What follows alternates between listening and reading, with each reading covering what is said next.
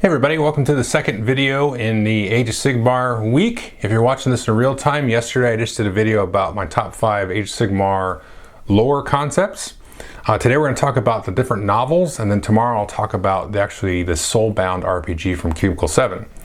I'll be links to all the stuff below, but first let's jump into the books. I will say I have read 33 of the Age of Sigmar novels, so doing a top 10 of those is, there's more than 33. I think there's like probably around 50 or so, I'm not sure. But so it's kind of my favorite third of the ones that I've read. So not all encompassing, but I will say I just finished this Ghoul Slayer book, which features Gotrek. And this is the third piece of Gotrek stuff that I have read. So that I want to give Gotrek an honorable mention because he's kind of like the Logan or the Wolverine of the Age of Sigmar universe. He came from the old world. He lived thousands of years in the the realm of chaos, and kind of like exploded out of that warp zone or whatever. And now he's in the Age of Sigmar, going, "What the heck's going on?" And it's kind of funny and stuff. So I just want to give an honorable mention to Gotrek.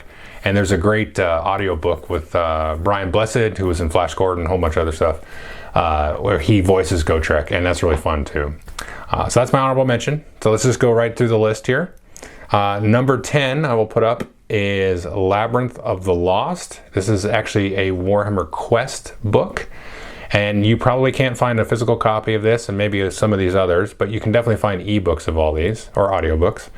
And this one is set in the Silver Tower sort of setting of Age of Sigmar, and I really like this one. So this one is a good intro to the universe, because what it kind of does is it assembles the kind of disparate characters of various different backgrounds, throws them into this Silver Tower, which is this evil labyrinth run by a Gaunt summoner who basically brings people there to torture them in some ways. And I don't want to spoil any of the book, but it does a good job of showing different characters' humanity in this universe, and how people might lose their souls to chaos and so on. And it's a good kind of romp and story, and it's got a kind of an evil sort of undercurrent. Again, I don't want to spoil it, but it's a really cool kind of story. It's a very short book, and I recommend it. And if you have the Silver Tower game or have played that, I do recommend it as well. It kind of adds a nice little bit of flavor there to kind of go with your gaming on the Silver Tower. So that's my number 10, Labyrinth of the Lost. Hard to find now, but you can get the ebook. The number 9 is called the Call of Archaon, and this one was during kind of the Realm Gate Wars book. I think there was probably, I'm guessing, 10 books during that series. I read those. They've come out with some different volumes that collect all of them. There's a couple on this list. This one I really, really liked. This one, you could almost think of it as a precursor to the Warcry anthology. So if you're familiar with the game, the Age of Sigmar Warcry game was like the little skirmish game. There was a book that went with that, and there was a book that had basically sort of a novella inside of a short story for each of the different factions of chaos that are in the Warcry sort of setting. And Call of Archaon is a good sort of like supplement to that. So this sort of path to glory that all these different chaos warbands are on in the Warcry universe, Call of Archaon kind of introduced that concept, I think. It was one of the very early concepts of that, of different like chaos people that get like visions and stuff and go off on these like mad quests to basically join Archaon, who's like the main chaos guy in a way, and join his Ever-Chosen and try to, retake back the universe and turn it all into a nightmare. But it's a really cool, the way they tell a story in Call of Archaon is really cool. And if you like the Warcry anthology or like Warcry, I would recommend Call of Archaon and the Warcry anthology, but I really like Call of Archaon. It was just really cool. And if you probably read 9 and 10, you're like, boy, he's demented, but they're really cool stories. Okay, so the next one is another Realm Gate Wars book. It's called Ghal Maraz. And there's actually 2 stories in this, and I like them both. There's 2 parts. So the one that has more to do with Ghal Maraz is sort of the recovery of Ghal Maraz, because it was lost kind of at the beginning of the story of the Age of Sigmar universe. It's found, and then there's a big fight to recover it. And spoiler, I mean, they recover it because, there's one of the figures in the Stormcast army that's based on. But it's a really cool thing, and I really like how they tell the story if they find it, and you're like, they don't know what it is, and like, you know, there's this whole like civilization sort of erupts around this object, and they're like, we don't know what this is, and it's so powerful and nobody can touch it. And then the Tzeentch forces are in there just trying to like sort of, you know, build a buffer around it and protect everybody. Of course the Stormcast figure it out and they come down and get it. That's a really cool thing, and I really like how they treated the Ghal Maraz object and how it sort of affected things around them, you know, just kind of, it was almost like an infinity stone or something, you know what I mean? It's like this had its own presence, which was a really cool thing to see. This, just that, you know, the iconic weapon actually have a physical presence and affect like commerce and culture and stuff in a way around it. The other story in there was kind of, I think it was the first story of these guys. It was either in this one or another Rome game one. I'm pretty sure it was this one. It kind of started off this whole series of stories about around the Hall of Knights and Gardas and a couple of other characters that have sort of appeared in later books, which might show up on this list. And basically Gardas goes into the Plague Garden, into the Realm of Chaos, and he sort of fights through that. And just kind of the whole sort of reaction that dealing with that, and the sort of, it has some good stories too with the interaction of the Realm of Life with Nurgle, and how, you know, Nurgle's always kind of at war with Alarielle because she's sort of life on the one hand, has, we would like it, you know, very nice green and beautiful and flowers and everything everywhere, and Nurgle's like, well, I'm life too, but it's all insects and bugs and disease that's alive. So there's some cool stuff there with that.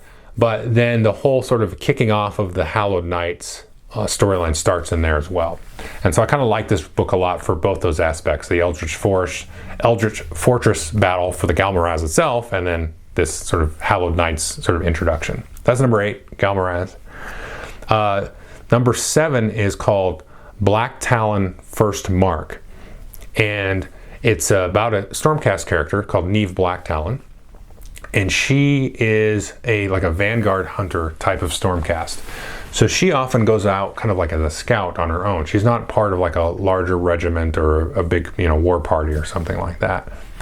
And so that's cool. I like that. So it's kind of a lone Stormcast. But it also has, and I'm really not going to spoil anything here, but the origins of her and how she became a Stormcast and what she was before, and how Stormcast sort of deal with their prior lives. Because if you are into this at all, you know that when a Stormcast dies, it gets reforged again and again, and they kind of lose memories of the last time that they were alive, but they still have memories going back that are very vague to the original time that they were alive, just as like a normal human. And so that kind of informs a little bit of their personality, but they're also kind of like slowly sometimes losing touch with that personality and that humanity that makes them who they are.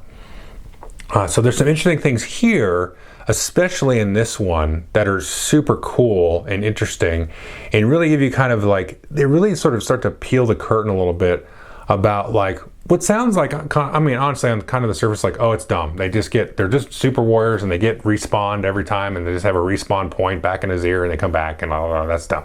And I would be like, you know what, you're probably right. But this is one of the stories where you go, okay, now this is really actually very, very cool, and how they've sort of told this story. Like, they didn't just throw that away and just throw that up against the wall and stick to it. They said, you know, what would happen if you did that, if you got resurrected all the time? Because he snatches you up like at the instant of death. So, I mean, think about that. It's just crazy. And then you get reborn, and like, what happens to your soul? And just as a kind of an aside, like, my friends and I will get nerded out, and we'll start talking about technologies, and I'll be like, okay, Star Trek, you know, what technology we're going to have. And we will never have a transporter beam, because what are you going to do? You're going to transport me from here to there? Well, what happened to my soul in between? What happened to it? Yeah, that ain't going to work, you know? So this is the same kind of thing. Like, what happens to your soul when you get transported? Like, no, I'm not getting in no transporter. Anyway, so that's number 7, Blacktalon, First Mark. Number 6, and this is a little bit of a catch-all, but this is Neferata, Mortarch of Blood. And this takes place sort of early on in the Age of Sigmar sort of timeline.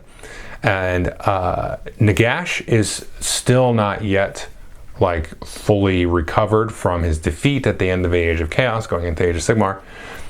But so this book is actually, I think, sold now with the Nagash and the Neferata like as a dual book. But I really prefer the Neferata one because it's kind of interesting. The whole death sort of trilogy or trinity in a way is very weird and cool, and I think there's probably more they can do with it. Or they could at least I think they can just leave it like it is. They don't have to go in and give me the spoiler answer, but I feel like Neferata is kind of the political avatar, and you've got the Manfred is the trickster, and then you have sort of the main brute force one, Archaon. And Archon's really Nagash. I mean, I think he represents himself as separate, but it really is Nagash or something. So those three sort of henchmen of Nagash is interesting how that sort of plays out across like the politics and this just the cultural evolution and stuff like that in the whole death world. And Neferata is probably the most interesting out of all of those. Manfred's just like a big joker, goes around and messes things up. He's trying to like please Nagash and then like overthrow him, and sometimes, and it's just very silly. I mean, I enjoy reading Manfred stuff, and then Archon is just like, Nagash says this, do this, whatever, we got it, But Neferata is sort of like, I think I relate more to her character because she's bound to Nagash. It's hard for her to get away from him. But she really wants to go off on her own and still have her own little domain. But, she's like, okay, no, I'll send my tithe or whatever your way, but let me just have my own little kingdom. And the way that she manipulates everybody under her is kind of a very similar sort of echo of how Nagash manipulates everything. So it's a cool story too, with a lot of like court battles and, deceit and all that stuff. And she's like, 10 levels of deception deep beyond everybody else. And so, why even bother trying to, get one up on her and all this stuff. So it's one of those kind of like really, conniving type of things. Lots of machinations, Machiavellian type of stuff going on with that Neferata, Mortarch of blood. That's number 6. Number 5 is actually Shadespire, the Mirrored City. So this is set in the Age of Sigmar universe, but again, it's tied to the Warhammer Underworlds stuff. So there's been a couple of books set in those sort of that setting, but really the Shadespire one is, when I read that, I was like, wow, this is really cool, because Warhammer Underworlds is a very strange setting. So they're trapped in this sort of like growing death bubble universe thing, and these people are just like, they went there for this treasure. I can't remember what the dust is called that's there, but they go there to get this like grave dust thing, or they get sucked into it and they didn't know what they were in there. But it's like a separate dimension or universe set apart from the rest of it. And it's like, you'll be in a cave and you'll walk in and you're like, oh crap, I'm in the underworlds and now I can't get out forever. And this does a good job of kind of explaining why these little small warbands of people are fighting over and over and over again in the actual game. And it's just like really sinister and like, holy crap, like this is terrible. These poor people are stuck here, and it's just a neat like way of telling that. And it just really made the game actually for me that much more fun when I played it. It's like, oh wow, I forgot what's going on. This is crazy. So just because it enhances the game so much and it's told so well, it's written by Josh Reynolds, who did a couple of these on here. I think I got a couple more of his coming. But, and it's actually sad that they lost him as an author for a little while at least. We'll see if he's back. But yeah, so it's just really well told. He's one of the best, for sure, authors of the Age of Sigmar stuff. There's a few other guys that I like. Anybody that wrote any of these ones that I'm, putting out here. But I really like Shadespire. Definitely recommend it. If you play that game at all or played it and want a good romping kind of read, totally could pick that up. So that's number 5. Number 4 is City of Secrets. This is another one that's a great intro book, one of the first ones that I read. This kind of takes place before the Soul Wars, before the Necroquake, but a little ways into the development of the Age of Sigmar universe. There's a city that's being developed and there's a civilization. One of the main characters is a Free Guild guardsman who gets kind of swept up in this whole like conspiracy and this mystery. And then there's a agent from Azir who's like a witch hunter type of character, and they all get kind of swept up together in this larger and larger and larger plot. And if you watched my video yesterday, you know that one of the things I really like about the Age of Sigmar is you'll have this very sort of microscopic, kind of mundane little events and things that you can kind of hook yourself onto. But then as you sort of travel further and further away from civilization, you start to get in these much larger, bigger concepts, and the scope gets much, much bigger. And this is one of those stories where it can kind of do that. But this is probably the best book, I think, that I've read to get into the universe and get into the novels. So if you're into the game, if you're not, again, I'm not sure why you're watching this, but thank you for watching. But if you're into the game, I would say City of Secrets, easy, no questions asked. Just get that and read it. Anyway, that's my number 4. My number 3 is the sequel to City of Secrets, called Callis and Toll, the Silver Shard. And Callis and Toll are the 2 characters from the first book. So spoiler, they're still alive. Whatever. You can still read it. And I would still say that I don't know if you could read Callis and Toll without reading City of Secrets. I'm not really sure. Maybe you could. I do like Callis and Toll a little bit better because, again, it's kind of that starting at that small level and getting out to that big macro level.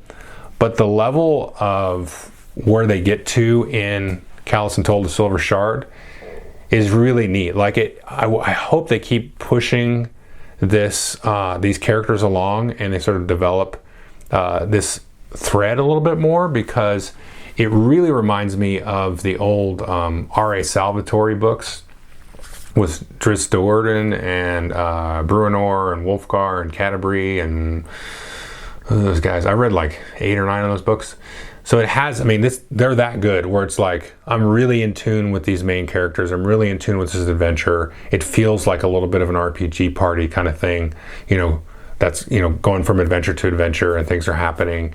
And some of the different characters are coming and going. There's an elf pirate in the book, and I can't remember her name. Actually, she's got her own little short story that I read, and she's a very interesting character as well. So the characters in these 2 books are really cool, and they really do remind me of the R.A. Salvatore book, where you had this kind of, other side characters that kind of come and go, like Regis the Halfling in those other books, and Artemis and Tiri and stuff like that, and Jarlaxle and all the Dark Elves in those books. This is starting to sort of build that sort of cast of characters and become very fun to read. And I hope, I haven't really seen much come out of this. There's been a couple of little short stories and e-stories and stuff like that, but that have been good.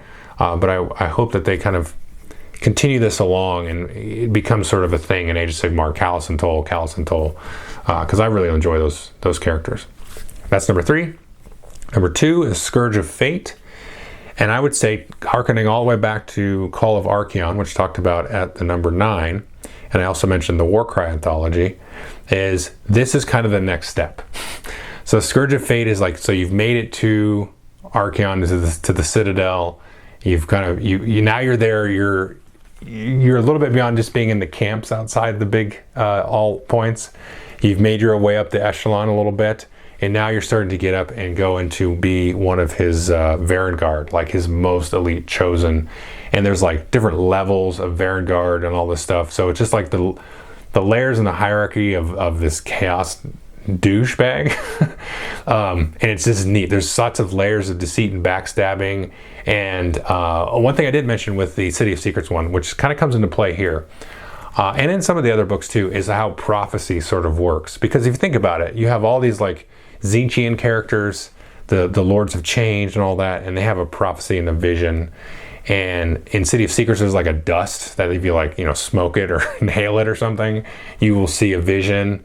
And a lot of times you like see people will see their own death, or they'll see the death of somebody else, and all that stuff kind of comes into play here in this book and Scourge of Fate too. So it's very interesting to see, like there's a Stormcast guy that has a vision, and it's like this guy's a vision. You're like, well, how can these visions sort of coalesce at the end, because they seem contradictory, but then it kind of resolves itself, and you're like, oh, that's cool. That's a clever way that they sort of resolve these 2 sort of prescience events from early in the book through the end of the book. And I always like when they do stuff, because I'm a big Dune fan, and so it has that little Dune feel to it.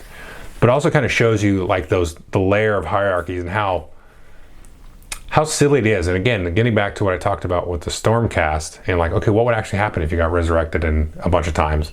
And this is like, well, what would happen if you were in this sort of world where you had to basically fight for your life every second of your life, and just the only purpose and the only way to keep living is to keep trying to move up in this echelon, but you don't want to get too close to Archaon because he'll just smite you for nothing. So it's an interesting thing. It's written really well. So it's a strange concept. When I say it out loud, it's like, that sounds dumb, but it's written really cool in Scourge of Fate. So I definitely recommend that. And finally, number one, harkening back to the video yesterday, my number one book, it would be Soul Wars, another Josh Reynolds book. And there's sort of a companion with that. So talk about Ghal Maraz, the story in there with the Hollowed Knights. There's another story called Black Pyramid, which was almost like a prequel to Soul Wars. It came out right before Soul Wars. And those two books together, but I don't think you need to read Black Pyramid to read Soul Wars, but I think I recommend it because the two books together really, again, tackle the concept of reforging and the different Stormcast personalities and what happens during. It's a really great description of the reforging process. There's some good descriptions in both books about how Nagash sort of feels about the whole reforging process. And the big event, the Necroquake, which kind of kicked off the Age of Sigmar 2nd edition, where magic just kind of rippled crazily throughout the whole universe, and how like somebody's getting reforged at the exact same instant that happens, so it like ripples and like rips his soul apart from itself, and all this kind of stuff, and what, how that acts as a backdrop, and what it sort of implies about that. I mean, I was kind of not convinced, but I felt like we were pretty sure we're going to get like Death Stormcast, because he was going to like rip their souls apart and just peel out like whatever essence it was that made them the Stormcast, but like remove their personality and all their emotions and everything, the part that makes them human. And then you would end up with like some Death Stormcast that were like mindless Death Warriors. But he kind of already has that, so I don't know, maybe they didn't want to do it. But there's some good playing around that, so it makes you just kind of think about those topics in this book. And so I definitely recommend that. And I kind of, going back to my number one topic from yesterday's video, we're talking about the lore.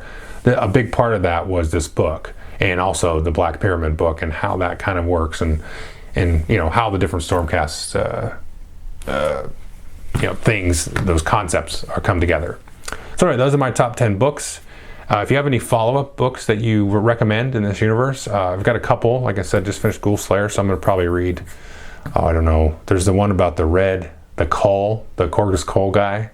I might read that one. I might read the Beastgrave one. I'm definitely going to read the Cursed City one, which is coming out for the new Warhammer Quest game. So I'm very curious how that's going to work. So if you have any recommendations on novels and things like that, I definitely am interested in reading the two from C.L. Werner about the Caradron Overlords. There's 2 books from that.